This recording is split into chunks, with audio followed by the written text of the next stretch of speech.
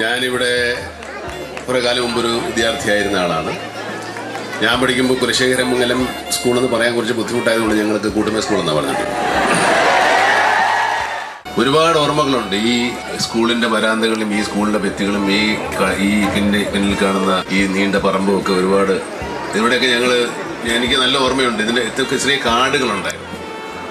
Cinema കണ്ടിട്ടൊന്നും ഞാനും സ്നേഹിതന്മാരും കൊണ്ട് സിനിമയിലെ സ്റ്റണ്ടും വാൾപ്പേറ്റും ഒക്കെ ഇവിടെ അഭിനയിച്ചാണ്.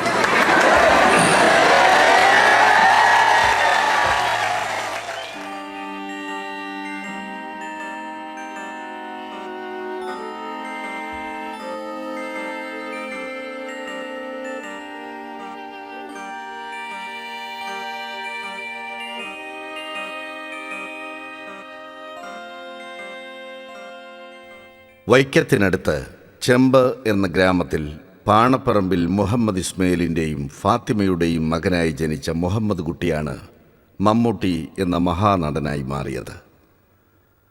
ശ്രീ MT വാസുദേവൻ നായർ കണ്ടെത്തിയ ഈ അതുല്യ പ്രതിഭ നിരന്തരമായ സാധനയിലൂടെ മലയാള സിനിമയുടെ അവിഭാജ്യ ഘടകമായി മാറി.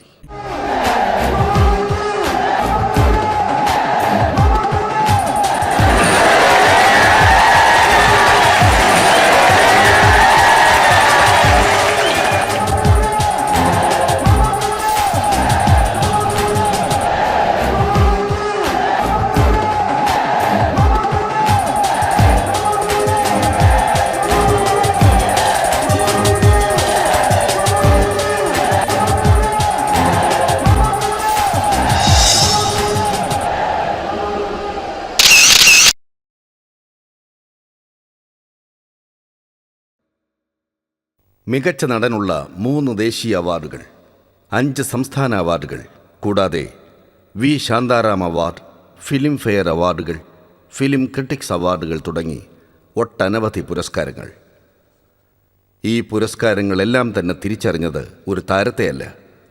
ആംഗികം, വാചികം, സാത്വികം, ആഹാര്യം എന്ന് പ്രാചീന ഭാരതവും അഭിനയമെന്നാൽ മറ്റൊരാളായി മാറിത്തീരലാണ് എന്ന് ആധുനികനായ സ്റ്റാനിസ്ലേവ്സ്കിയും രേഖപ്പെടുത്തിയ നടനത്തിൻ്റെ സവിശേഷതകളെ തന്നെയാണ്. സ്വന്തം ശരീരത്തിൻ്റെ മാന്ത്രികമായ രസതന്ത്രത്തിലൂടെ വാറുണ്ണിയായും ചന്തുവായും പുട്ടുറുമീസായും പട്ടേലരായും മാടയായും അച്ചൂട്ടിയായും അംബേദ്കറായും രൂപാന്തരപ്പെട്ടുകൊണ്ട് പ്രാചീനവും ആധുനികവുമായ വിലയിരുത്തലുകൾക്ക് മമ്മൂട്ടി സാക്ഷ്യം വഹിക്കുന്നു. വാറുണ്ണിയാവുമ്പോൾ ശരീരത്തിൻ്റെ സർവ്വകോശങ്ങളിലും വാറുണ്ണിയായി തീരുന്ന തികച്ചും ജൈവമായ ഈ നടന പ്രക്രിയ സത്യത്തിൽ വിസ്മയകരമാണ്. ഫ്ലെക്സിബിലിറ്റി എന്ന ലഘുവായ ഒരു പദം അർത്ഥമാക്കുന്നത് ഈ വിസ്മയത്തെയാണ്.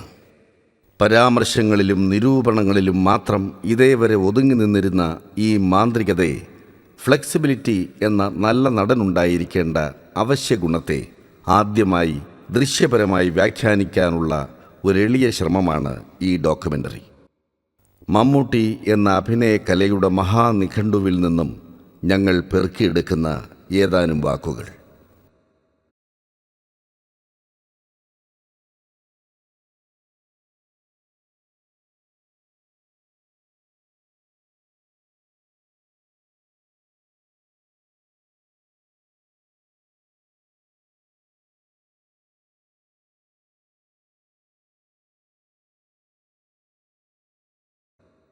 എന്താണ് അഭിനയം എന്ന കലയുടെ മർമ്മം? താൻ അവതരിപ്പിച്ച കഥാപാത്രങ്ങൾക്ക് വേണ്ടി കൈക്കൊണ്ട വ്യത്യസ്തമായ ശരീരഭാഷയിലൂടെയാണ് മമ്മൂട്ടി ആ ചോദ്യത്തിനുള്ള ഉത്തരം നൽകുന്നത്.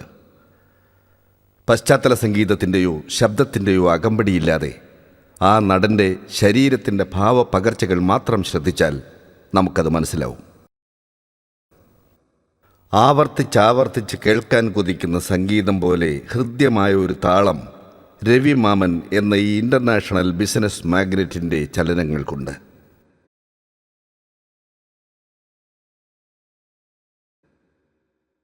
എന്നാൽ കഥാപാത്രങ്ങൾ മാറുന്നതനുസരിച്ച് ഈ നടൻ്റെ ശരീരതാളവും മാറുന്നത് ഇനി നമുക്ക് ശ്രദ്ധിക്കാം.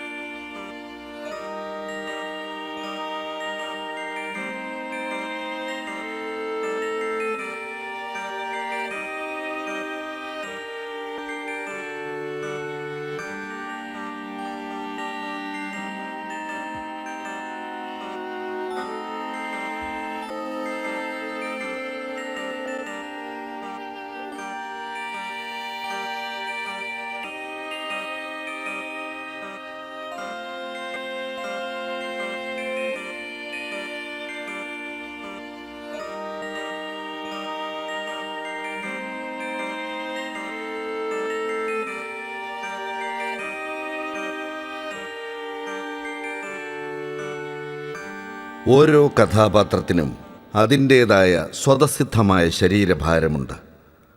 ആ ഭാരത്തെ സ്വന്തം ശരീരത്തിലേക്ക് ആവാഹിച്ചുകൊണ്ടാണ് ഒരു നടൻ ആ കഥാപാത്രമായി തീരുന്നത്.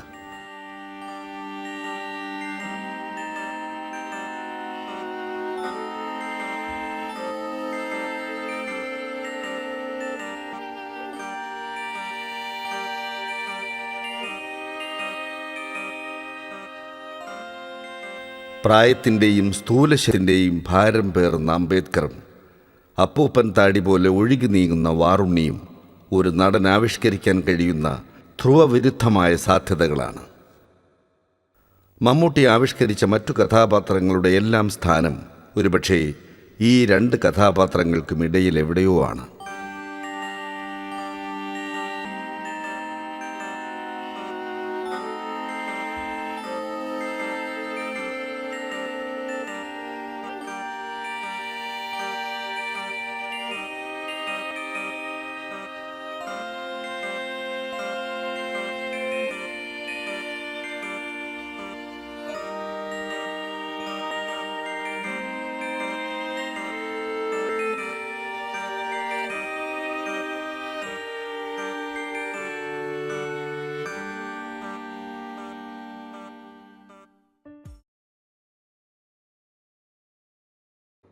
ഓരോ കഥാപാത്രത്തിൻ്റെയും ശരീരത്തിന് വ്യത്യസ്തമായ എനർജി ലെവൽസ് അഥവാ ഊർജാവസ്ഥകളാണുള്ളത്.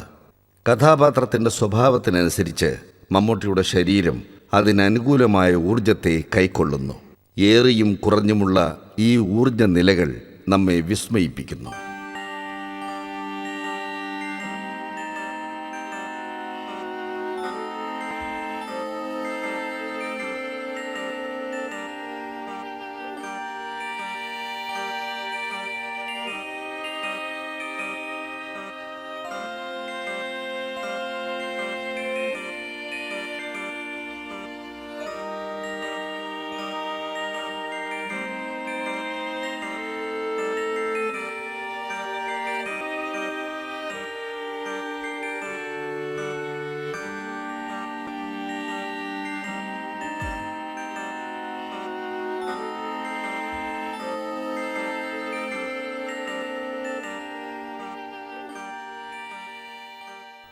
നല്ല നടനും മഹാനടനും തമ്മിലുള്ള ദൂരം വളരെയേറെ വലുതാണ്. നല്ല നടൻ ഒരു വികാരത്തിന് പലപ്പോഴും ഒരേ ഭാവം മാത്രം നൽകുന്നു. അതേസമയം മഹാനടൻ അതേ വികാരത്തിന് ഒട്ടനവധി സൂക്ഷ്മഭാവങ്ങളെ സന്ദർഭോചിതമായി കണ്ടെത്തുന്നു. അതുകൊണ്ട് തന്നെ മമ്മൂട്ടി അവതരിപ്പിച്ച എല്ലാ സിനിമകളിലും തൻ്റെ തന്നെ മറ്റൊരു സിനിമയിലും കാണാനാവാത്ത ഒരു സൂക്ഷ്മഭാവമെങ്കിലും ഉണ്ടായിരിക്കും. ഭാവങ്ങളുടെ സമൃദ്ധമായ ഈ വിഭിന്നതയാണ് അദ്ദേഹത്തെ ഒരു മഹാനടനെന്നത്. ആ ഭാവങ്ങളിലൂടെ ഒരു യാത്ര.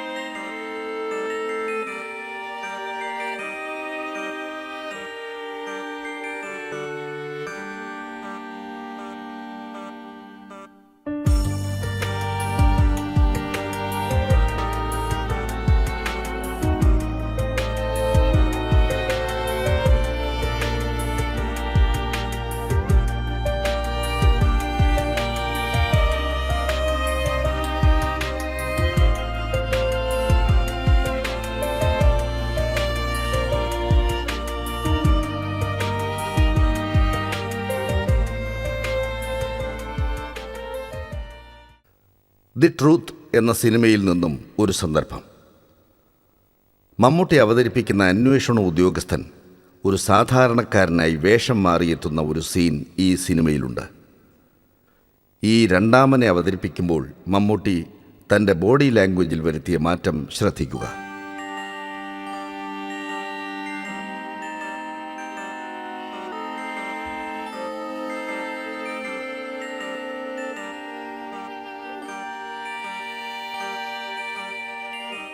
കാൽ നൂറ്റാണ്ടിലേറെയായി മലയാള സിനിമയുടെ നായക സ്ഥാനം വഹിക്കുന്ന ഒരു നടൻ്റെ ശരീരഭാഷയെക്കുറിച്ചുള്ള ഏറ്റവും ശുഷ്കമായൊരു പഠനം മാത്രമാണിത്. പക്ഷേ ഒരു നടൻ്റെ ഫ്ലെക്സിബിലിറ്റിയെക്കുറിച്ച് തെറ്റിദ്ധാരണകൾ മാത്രമുള്ള ഒരു സമൂഹത്തോട് ഈ പഠനം ചെറുതല്ലാത്ത ഒരു ചോദ്യം ഉയർത്തുന്നു. ആ ചോദ്യം മമ്മൂട്ടി എന്ന മഹാനടൻ്റെ ബോഡി ലാംഗ്വേജിനെക്കുറിച്ചുള്ള സമഗ്രമായൊരു പഠനത്തെ ആവശ്യപ്പെടുന്നു. അഭിനയകലയെക്കുറിച്ചുള്ള ഏറ്റവും ആധികാരികമായൊരു വിഷ്വൽ ടെക്സ്റ്റ് ഈ നടൻ്റെ സിനിമാ ജീവിതത്തിൽ നിന്നും നാം കണ്ടെടുക്കേണ്ടതുണ്ട്. അതിലേക്കുള്ള ഏറ്റവും വിനീതമായ ഒരു ചുവടുവയ്പ്പായിരിക്കട്ടെ ഈ പഠനം.